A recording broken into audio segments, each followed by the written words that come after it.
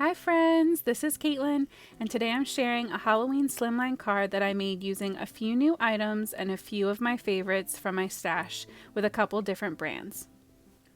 I started off by using this Lawn Fawn stencil, which is for a standard A2 size card, but by shifting it and masking a tiny spot, I was able to use it to ink blend my ground and sky on this slimline base. I'm working with my distress inks today, and as always, all of the product details for the supplies that I use will be listed in the description box below for you. As I inked up the ground, I made sure not to add a lot of ink to the area in the middle of the card where the stencil would be overlapping. This really helps to disguise the meeting spot in the finished product and make that transition a little bit easier. I lined up the curve of the stencil and masked the little bit of grass that I had already inked right at the edge. In the end, the transition is not perfect, but unless you are looking for it, I don't think it really stands out. Plus, you could always glue on an image or embellishment to that spot to really cover it up and make sure nobody ever knew it was there. It really wasn't that big of a deal to me though, so I just left it. The reason I love the Lawn Fawn stencils so much is because you can use them to stencil but also to mask. So I'm shifting my stencil down to cover the grass so I can start inking up my sky. I also use a Simon Says Stamp Night Sky Builder stencil for this project, and I taped the moon mask from that to my card, overlapping with the grass, and inked around it to create a glow for my moon. I went in with the tumbled glass first just to give a hint of a lighter color right around the moon, and then deepened the sky with prize ribbon, chipped sapphire, and black soot.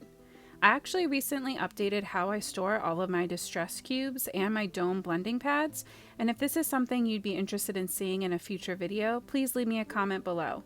Or if you have any other questions or ideas, I would love to hear from you. Now, back to the sky.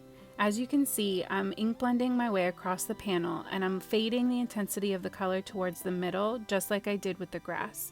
This is so that when it's time to peel off those stencils and shift them down, I have an easier time making that blend of the sky from one grass panel to the other. This time there's no masking needed, and by blending from the edges of the paper and from the stencil onto the paper at the bottom, I got a really seamless blend all the way across. The full moon rising over that grassy hill was really the inspiration behind this whole card. Everything else that I picked to use was just to fill out that scene and really support this overall look. I decided not to go too dark with my sky. I knew I wanted to create some ominous clouds with that same Simon stencil, and I needed room for contrast. To create these clouds, I masked off the other parts of the stencil with some full stick post-its, and then I ink blended black soot at the bottom and some of the Simon Says Stamp white pigment ink at the top. I pressed some of the white ink onto an acrylic block to avoid contaminating my ink pad with any of the distress inks that might have transferred from my blending tool. The white ink didn't really look like much until I moved my stencil away, and you could really see the white pop against that blue sky. I masked up the grass under the moon again, and I went in with the open part of the moon stencil to start shading that in using bundled sage and pumice stone. These might sound like a weird combination for a moon, but they really give a cool effect when they're blended together. I focused most of the pumice stone ink to the right side of the moon, creating a shadow there so that it would look like it was glowing towards the rest of the scene. I didn't really take this into account when I was doing my Copic coloring of my images later on, but I still thought it gave a cool effect to the overall scene. I also used the pumice stone ink to shade in the crater detail of the stencil, and I love these because they remind me of cheese holes, and being little and wondering if the moon was really made out of cheese or what was actually up there. Am I the only one? Since distress inks are water reactive, I have a weird thing about using them without adding water splotches somewhere on the card. So I did add some water droplets to this on the moon to just create more texture and blotted up the excess with a paper towel. Then it was time to add in a second cloud. I wanted this one to overlap the moon a little bit so it had that creepier kind of feel to it, although nothing is really creepy about this card. It's very cutesy Halloween, but still, I followed the same technique of the black soot and the white pigment ink for the second cloud, and this one I think really stands out. Then it was time to create our main characters for our scene. These images are from the Frightful Little Bits Hello Bluebird stamp set, and I absolutely adore them. Sometimes I feel like coloring ghosts is kind of cheating because you need to do so little to make them look so cute.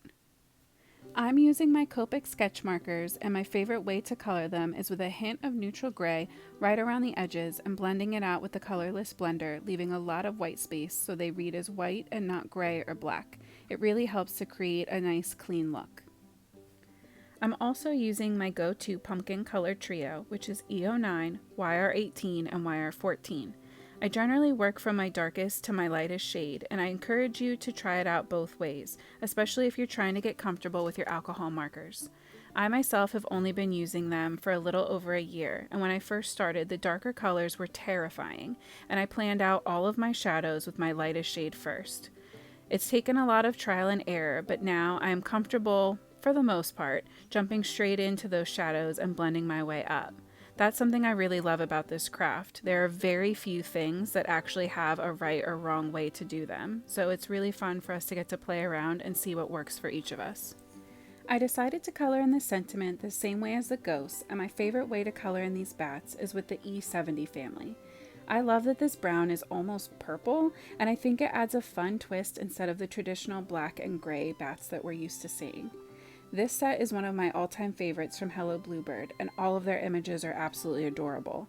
They actually have a new release coming out next week on September 8th, and I heard from their Facebook group that it's going to be crazy with a ton of new sets and dies. I cannot wait to see what they have in store for us, and I bet that it's going to be absolutely amazing. I cut out all of my images with the coordinating die set as well as the spooky fence die from My Favorite Things. I thought by adding this extra layer it would help to create depth in this otherwise single layer scene. I think it also helps to ground the images so that they don't look like they were just stuck onto the background randomly. I played around with their placement first before committing, but even then I used liquid glue so that way I would have a chance to kind of shift my images around once I put them down, just to make sure that they were angled exactly how I wanted them to be. I thought a lot about adding a bigger sentiment to the front of the card, but I decided that the Boo to You speech bubble was good because anything bigger would have just covered up all that ink blending that I really loved. Besides, another sentiment can always go on the inside of the card, right? I knew I wanted at least one image to go on the outside of the fence, so I glued everything down except for those little pumpkins and saved him for once the fence was already adhered. Tapping in teeny tiny dots of the liquid glue on the back of the fence helped to make sure that nothing leaked out of the edges, but this glue also dries clear. This glue is from Honeybee Stamps and I love it, although I am starting to run pretty low. The next glue tube that I have waiting to be used is from Lawn Fawn, but if you have a favorite precision glue tube, please drop me a comment below because I'd love to hear your suggestions. As usual, I just couldn't help myself and I went in with my white gel pen to add in some tiny dots around their eyes and highlights to these cute little characters.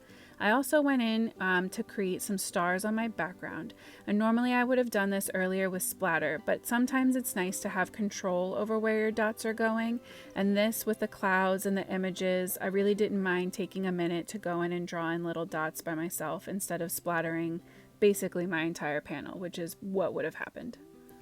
To balance out the stark black fence, I decided to use the same cardstock to make a backer panel with a little margin space to create a thin frame all the way around. And then this card is complete. Thank you so much for hanging out with me today. I hope this encourages you to mix things up and combine some different brands or products that you love in a new way. Please give this video a thumbs up and make sure you subscribe because I post new crafty videos every week. Thanks again for being here. Have a great day and happy crafting.